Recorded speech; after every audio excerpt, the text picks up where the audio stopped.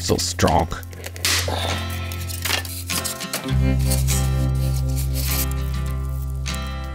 Whenever making landscapes, I like to just kind of play around with things. Put pieces together that I've cut before, scraps, that sort of thing. I started making this in wood, and after a good deal of time, found out that I'd rather make it in foam. It's easier to make it more exaggerated textures, and I don't know, I just prefer to work with it.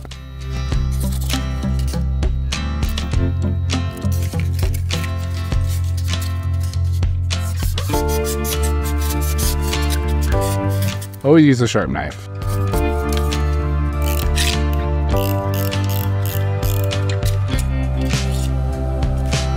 Always dispose of your knives properly.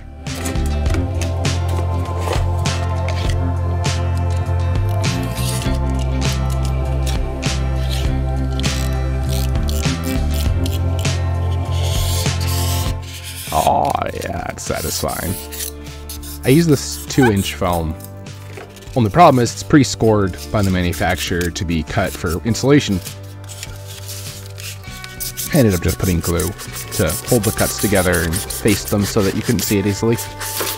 I really liked the way making the landscape near the curve of the bridge felt.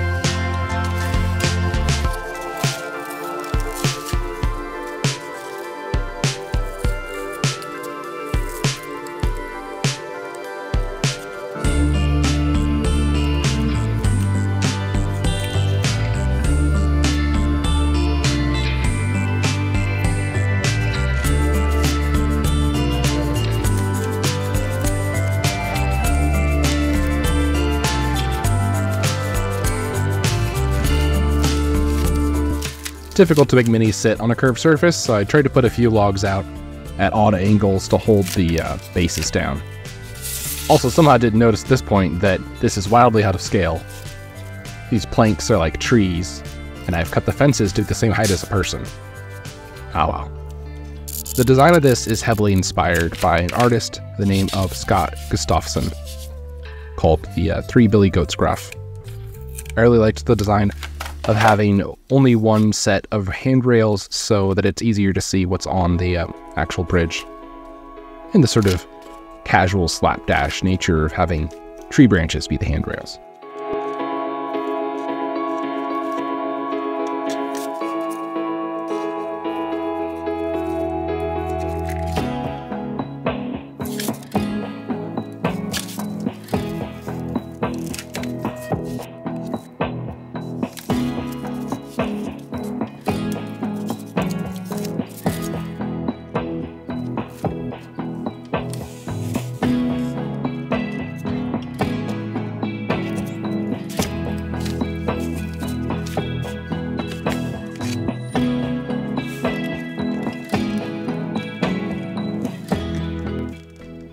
This is the first time I used my Textrain saw to actually saw something. It worked surprisingly well.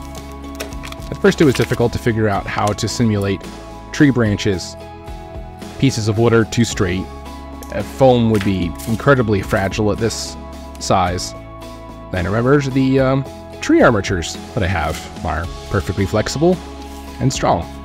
So just cut off tree branches to serve as tree branches.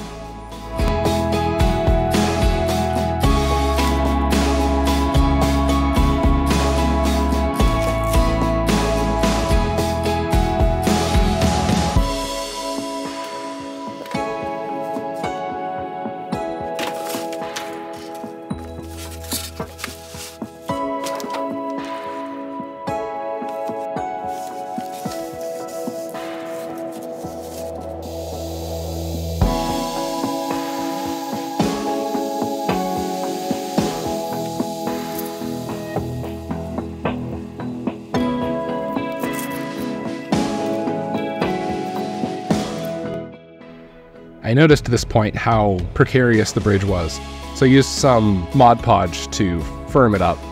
It made a surprising difference as to how strong the bridge itself was. There's no internal armature to it, it's just foam. With the Mod Podge added to it, it holds the weight of the plaster just fine. I was really happy with this paint job. I think what ended up being so successful for me is the not being quite satisfied with any of the colors I was using. So I kept layering on more and more, and each of those layers ends up showing a little bit through the final product, so it gets that complexity that real things have.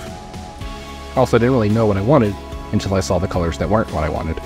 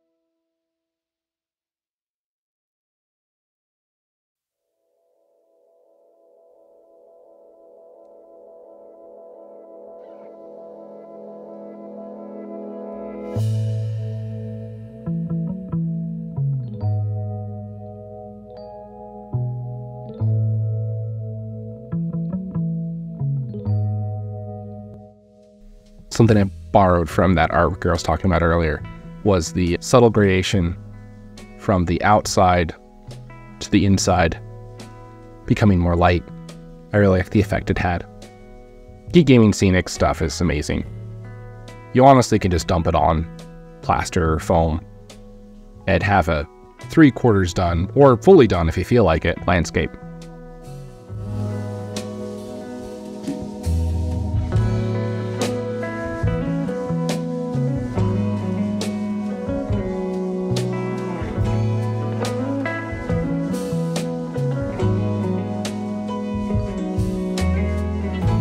Making some ivy climbing handrails. Figuring how to get the leaves on here was a challenge. These leaves are, I think they're seed pods? They're perfect for leaves though. Got a lot of landscaping elements from a thrift store actually. A train modeler retired their hobby gear. And so I have all these wonderful little trees and bushes.